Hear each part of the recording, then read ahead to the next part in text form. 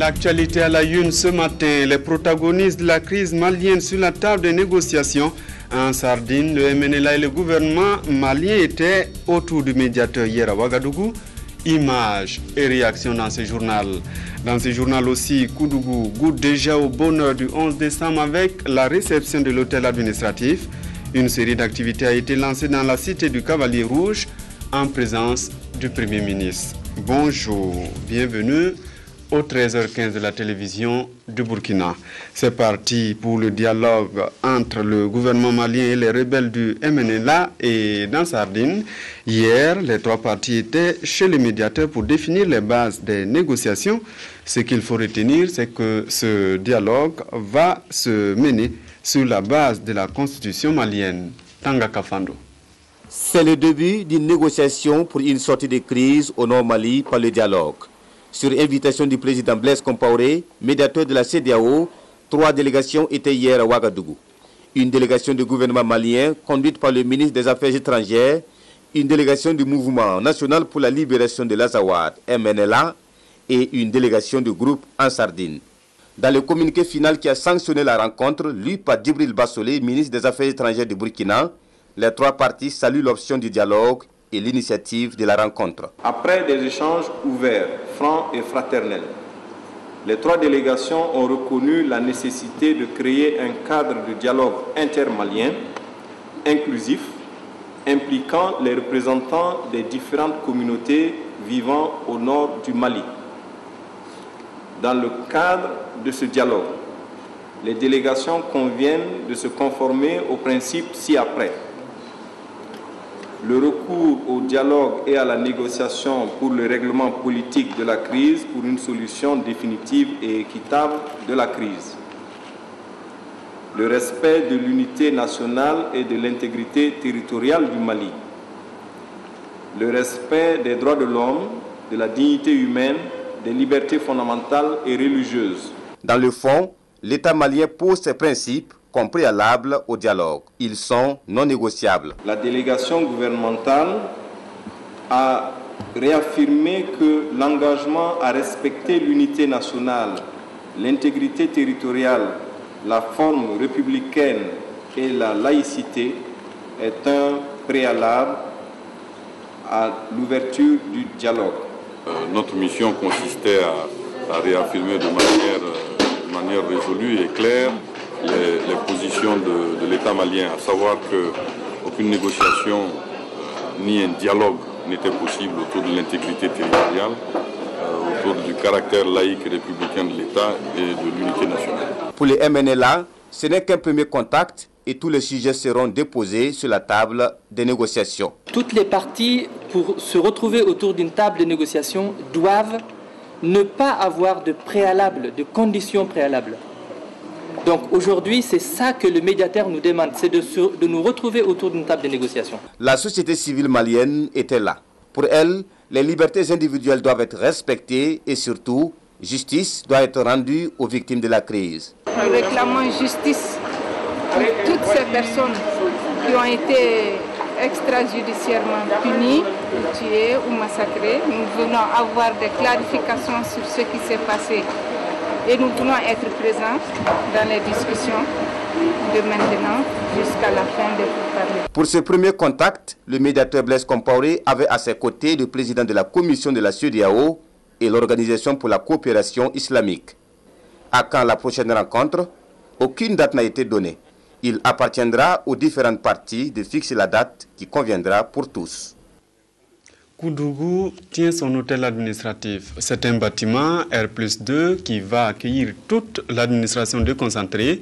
Le Premier ministre a reçu les clés des mains des entrepreneurs. Nathalie Kaori. Situé au secteur numéro 8 de Koudougou, l'hôtel administratif de l'État du Centre-Ouest est bâti sur un terrain de 10 000 m². Il comprend 48 bureaux, 6 salles de réunion, des magasins et des guichets de renseignement. Il comporte en annexe des parkings, une guérite et des locaux techniques. Avec ce bâtiment, les services déconcentrés des départements ministériels seront désormais regroupés en un seul lieu. Il permettra d'abriter 6 directions régionales. L'immeuble est muni d'un réseau informatique, et est doté d'un dispositif de lutte contre l'incendie. L'inauguration de l'hôtel administratif du Centre-Ouest est une étape décisive dans la mise en œuvre du programme immobilier de l'État lancé le 20 mars 2010. C'est une initiative du chef de l'État qui est de doter chaque chef-lieu de région d'un bâtiment administratif capable de regrouper les principaux services. Et cela va offrir non seulement un confort pour les agents qui vont y travailler, une efficacité dans le travail, mais aussi va permettre au public souvent qui ne savent pas où aller trouver certains services. Donc tous les services seront sur place et donc l'accès à ces services-là sera beaucoup facile. Je pense que Koudougou peut se réjouir donc à l'occasion de ce 52e anniversaire de disposer d'un tel joyau.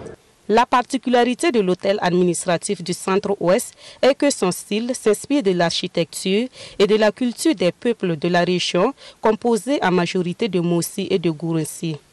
En perspective et selon le ministre de l'Économie et des Finances, des travaux de construction des hôtels administratifs de l'État devront débuter courant 2013 dans les régions de la Boukou du Moun, des Cascades, du Centre-Est, du Centre-Nord, du Centre-Sud et du Nord. Quant à la région du centre, les travaux de construction de l'hôtel administratif de l'État sont en cours d'exécution. Les festivités entrant dans le cadre de la célébration du 11 décembre ont été lancées. Un cross populaire a donné le ton aux festivités. Hier matin à Koudougou, la première pierre du monument de l'Espérance a été posée. Nathalie Kaoré. Ce cross populaire marque le début d'une semaine d'activité entrant dans le cadre de la célébration du 11 décembre à Koudougou. Les autorités locales au premier rang, les sportifs du jour ont parcouru environ 2 km partant de la place du président Maurice Yamogo au nouveau siège régional de la Chambre de commerce et d'industrie du Centre-Ouest. Quelques 1 heure après cette activité sportive, le Premier ministre burkinabé est accueilli à Koudougou, à la place qui mérite bien d'être appelée place de la nation, selon le gouverneur de la région. À cette place sera érigé le monument de l'Espérance. Ce monument est un monument sur plus de 34 mètres de haut qui comporte un socle de 52 marches et une partie montante avec un ascenseur à gauche et un escalier à droite. En montant avec l'escalier, vous lirez l'histoire sociopolitique du Burkina jusqu'en haut, où vous avez un restaurant panoramique où vous pouvez vous rafraîchir et reprendre l'ascenseur et redescendre. Après avoir suivi des explications sur le plan, le Premier ministre a procédé à la pose de la première pierre du monument qui devra être réceptionnée dans 12 mois et coûtera 1 milliard de francs CFA. C'est un monument qui va refléter l'ambition de tous les Koudougourais, Koudougouaises, de tous les ressortissants, toute la population du Centre-Ouest et du Burkina Faso. C'est un monument qui donne notre capacité à bâtir notre pays pour le futur. C'est pourquoi il s'élève sur une hauteur de plus de 34 mètres. Et je pense que c'est un symbole que nous voulons donner et dire que le Burkina Faso, c'est un pays qui progresse. 52 ans d'indépendance, c'est aussi 52 ans de construction. Et Koudougou donc va refléter cette ambition d'un Burkina émergent. Le gouverneur de la région du Centre-Ouest a invité la population de Koudougou à se sentir fière de perpétuer la mémoire du grand homme et premier président Maurice Yamogo qui a proclamé avec courage l'indépendance du Burkina Faso le 5 août 1960. Komiaba Pascal Sawadogo propose désormais l'appellation Côte d'Azur du Burkina Faso où on vient puiser les secrets de la paix, de la cohésion sociale et du développement. À l'occasion justement de ce 52e anniversaire, le gouvernement lance un cours spécial à l'endroit des élèves. Citoyenneté, dialogue et paix, socle d'une nation prospère et solidaire. Ce sera le contenu de ce cours lancé hier à Ouagadougou. Jean-Baptiste Ouedraogo. Avec attention, les élèves du lycée municipal de Yamtenga, dans la périurbaine est de Ouagadougou, suivent le cours dispensé par le professeur Moussa Ouattara sur la citoyenneté, le dialogue et la paix. Aujourd'hui, il y a un thème qui a été pris, c'est citoyenneté, dialogue et paix, socle d'une nation solidaire et prospère. Alors, quand j'étais à votre place et qu'on m'écrivait un texte comme ça, on va commencer à dire quoi? On va déterminer les mots-clés. Hein? Donc, dans mots-clés, on va trouver citoyenneté. Ensuite, dialogue. Ensuite, paix. Ensuite, socle. Ensuite, solidarité. Ensuite, prospère. Dispensé dans le cadre des activités du 52e anniversaire de l'indépendance du Burkina Faso, ce cours vise à mieux expliquer à ses élèves le thème de cet anniversaire qui est citoyenneté, dialogue et paix, socle d'une nation solidaire et prospère. C'est d'abord un appel approprié donc à une bonne prise en charge par la société de la citoyenneté. Alors j'ai eu le plaisir d'expliquer à certains élèves qu'aujourd'hui c'est eux qui vont suivre les cours et que si vraiment ils en ont eu une très bonne compréhension, l'idée est que chacun d'eux appartenant à une petite cellule à l'intérieur de la cité, que dans des discussions entre eux, eux aussi ils permettent effectivement à ceux qui n'ont pas eu la chance d'aller à l'école ou qui ne sont plus à l'école de participer à appréhender effectivement ces notions qui sont des notions très importantes. Comme les élèves de Yamtenga, tous les élèves du Burkina ont eu droit à ce cours simultanément, selon le ministre Moussa Ouattara. Un cours que le gouvernement entend d'ailleurs institutionnaliser pour que chaque année, au premier jour de la rentrée au Burkina, les élèves soient outillés sur le thème du 11 décembre. Autre point de l'actualité à présent, la stratégie de croissance accélérée et de développement durable expliquée au réseau des organisations chrétiennes. À travers un panel, le secrétariat exécutif a communiqué la vision de la SCAD aux membres de ce réseau. Boukari Ouedraogo. Le monde évangélique est désormais en phase avec la stratégie de croissance accélérée et de développement durable SCAD. Réunis au sein du réseau des organisations chrétiennes depuis 2009 pour des actions de construction de la nation burkinabé, ces acteurs n'ont pas voulu rester en marge du nouvel référentiel qui dicte la conduite et les actions pour le développement du Burkina. Ce panel devra, chers filleuls, renforcer la conviction et la volonté de l'Église et des organisations chrétiennes à accompagner les efforts de développement du pays. Quand on est dans un pays, on doit savoir où le pays veut aller pour pouvoir aussi apporter sa petite contribution à cette marche-là. Une journée qui sera marquée par une conférence donnée par Seglaro Abel Somé, secrétaire exécutif de la stratégie de croissance accélérée et de développement durable, qui du reste apprécie cette démarche du monde évangélique. Le gouvernement apprécie le fait que les différents acteurs, dans leur spécialité, dans leur spécificité, s'intéressent à la SCAD, parce que nous savons très bien que cette stratégie est l'affaire de tous les Burkinabés. Il est certain qu'à l'issue de cette rencontre, les défis du développement basés sur la SCAD seront relevés avec l'appui et le soutien de l'Église évangélique qui œuvre continuellement pour le bien-être de l'homme. Pour accélérer le développement de Saint-Nuit dans la commune rurale de Sapsé, le village accueille une plateforme multifonctionnelle. Elle a été inaugurée fin novembre. Ramatouzida Yakoubagoro. C'est à travers chants et pas de danse que les femmes du groupement Nebnouma de Saint-Louis dans la commune rurale de Sapsé manifestent leur joie. La commune dispose désormais d'une plateforme multifonctionnelle. Fruit de l'engagement de la population, cette plateforme est un grand pas dans le processus de développement de cette localité. Pour nous, la plateforme va nous permettre dans un premier temps donc de diminuer la pénibilité du travail de la femme. Ça peut être aussi une amorce quelque part pour pouvoir mener un certain nombre de travaux. D'un coût estimé à près de 10 millions de francs CFA, la réalisation de cette plateforme a été possible grâce au soutien de la société minière Bissa Gold et de l'OCADES. La plateforme est une véritable chance pour amorcer le développement dans un village comme Saint-Louis. C'est avec joie et avec beaucoup de plaisir que nous sommes venus aujourd'hui féliciter le groupement des femmes, le groupement Nebnouma, qui nous a sollicité depuis un certain temps et que nous avons accompagné dans la mise en place de ce joyau. L'inauguration de cette unité de transformation des produits agricoles vient soulager les femmes qui trouvent en cela un tremplin pour la promotion des activités génératrices de revenus à Saint-Louis. Dans la lutte contre les violences faites aux femmes, le ministère de la promotion de la femme demande le soutien de la communauté catholique. Nestorine Sangari est allée à leur rencontre hier. Viviane Tendreviogo. L'Église catholique est engagée dans la lutte pour un mieux-être de la fille et de la femme. Dès ses débuts, elle a accueilli et soutenu les jeunes filles victimes de mariages forcés. De nos jours, sa commission Justice et Paix conduit un projet qui permet l'écoute, la prise en charge et l'accompagnement des femmes victimes de violences à Dédougou, à Nouna et à Wayuguia. De l'avis des chrétiens catholiques, la meilleure manière de lutter contre les violences faites aux femmes, c'est de mettre en pratique la parole de Dieu.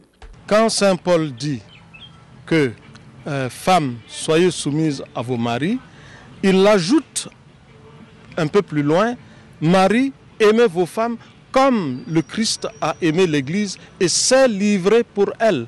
Il y a des conférences qui se font ailleurs dans le monde contre la famille telle que nous l'avons connue, c'est-à-dire un homme, une femme qui s'aiment et qui demeurent ensemble, qui ne cherchent pas à divorcer. Nestorine Sangaré a donc parlé à un public acquis à la cause de la femme. Nous avons vraiment espoir avec la communauté coutumière et religieuse qui nous aident par rapport à la réinsertion sociale, à la médiation familiale. Il y a des cas graves où il faut obligatoirement aller en justice. Quand parfois les victimes sont menacées de mort, où elles ont conscience, après avoir échappé déjà à des tentatives d'assassinat. Les violences contre les femmes se déroulent en public, mais surtout en privé. Il faut, en plus de l'engagement des hommes, un engagement des femmes dans cette lutte, car comme dirait le bienheureux Jean-Paul II, il faut travailler à ce que la femme soit éducatrice de la paix. Bien avant, le département de Nestorine Sangari avait initié un panel sur les violences faites aux femmes. Autour de la table, il y avait des associations féminines, des acteurs de la société civile et aussi des leaders religieux. Claudine Bikaba. Pour venir à bout du phénomène de la violence faite aux femmes et aux jeunes filles, le ministère de la promotion de la femme a organisé des activités entrant dans le cadre de la commémoration de la journée internationale sur la violence faite aux femmes, célébrée le 30 novembre dernier en différé. Parmi ces activités s'inscrit ce panel. Le panel a pour objectif de discuter sur des thèmes bien précis et pour mettre toujours en exergue le problème des violences faites aux femmes et aux filles. C'est pour cela que nous avons par exemple 2 thèmes sur lesquels nous allons discuter ce matin. Nous avons eu des rencontres d'échange sur un dialogue social avec les coutumiers et les religieux et nous avons associé la discussion sur un thème comme l'exclusion sociale pour accusation de sorcellerie. Le ministère en charge de la promotion de la femme a voulu associer les leaders religieux et coutumiers pour une lutte plus efficace contre le phénomène de la violence faite aux femmes. Ce sont des leaders dans leur communauté, ils sont beaucoup écoutés, tout comme les coutumiers. On sait déjà qu'ils font quelque chose sur le terrain. En échangeant avec eux, en les associant à la lutte, on est sûr qu'on peut obtenir des résultats. C'est par un dialogue social que nous pensons venir au bout du phénomène. Au cours de ce panel, les échanges seront axés sur l'exclusion des femmes accusées de sorcellerie. Le ministère entend poursuivre la sensibilisation pour l'élimination des discriminations à l'égard des femmes au Burkina Faso.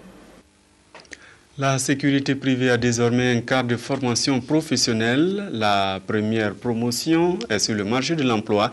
À l'école, elle a appris compétences et intégrité. Drissa Séré. Cette première promotion d'agents de sécurité privée entièrement formés par l'Académie de sécurité professionnelle peut fièrement arborer ses insignes.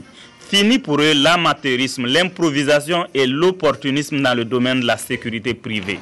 Ils sont désormais outillés pour assurer avec professionnalisme la sécurité des personnes et des biens. l'agent de sécurité privée prévient la menace. C'est-à-dire qu'il a toutes les compétences d'abord pour savoir qui il est, quelle est la déontologie de la sécurité de son métier.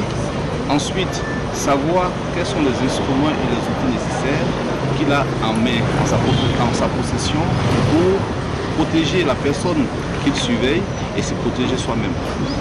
Donc il y a une certaine proactivité que l'agent de sécurité a. Au Burkina Faso, on dénombre près de 15 000 agents de gardiennage intervenant dans la sécurité privée. La plupart de ces agents, dont plus de 80%, ne sont pas formés. En mettant cette première promotion sur le marché, l'Académie de sécurité professionnelle montre la voie à suivre en matière de respect des exigences et des normes qui doivent régir la sécurité privée. Cette formation qui vient de se faire, pensons que ça va être le tremplin d'une qualification plus accrue des agents de sécurité sur le terrain.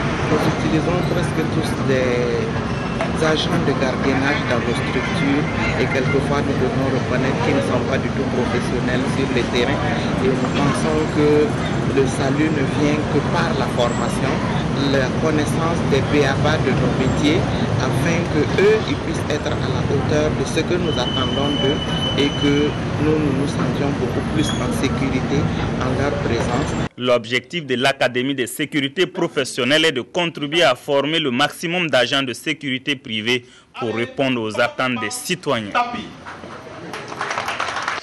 Un lot de matériel pour la Brigade nationale des sapeurs-pompiers, composé de poteaux d'incendie, des rouleaux de tuyaux, il coûte près de 50 millions de francs CFA. Yacouba Goro. Des poteaux d'incendie, des tricoises et des tuyaux, ce sont là quelques matériels de lutte contre les incendies remis à la Brigade régionale des sapeurs-pompiers du centre.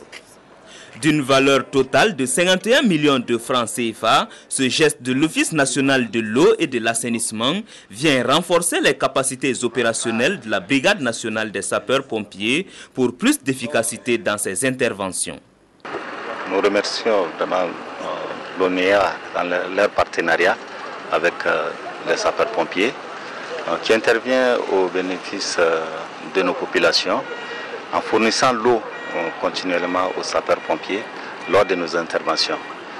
Et également, ce partenariat profite non seulement à la population, et permet aussi d'apporter un plus, un supplément à ce qui existe à notre niveau pour augmenter notre capacité opérationnelle.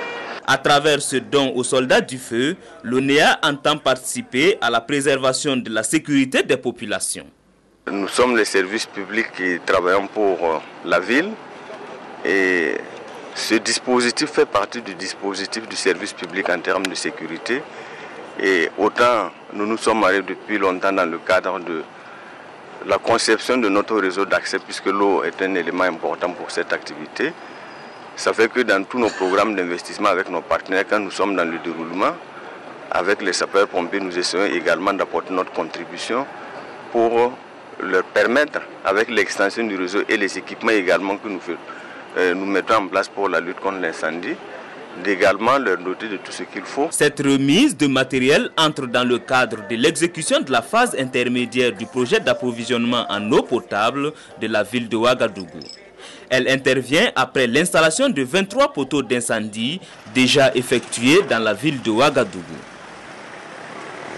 À l'étranger, l'Égypte n'en finit pas avec ces manifestations. Si la révolution de 2011 s'était passée à la place Tahrir, cette fois, les manifestants font mieux. Ils ont envahi le palais présidentiel pour dénoncer le projet de constitution qui donne trop de pouvoir.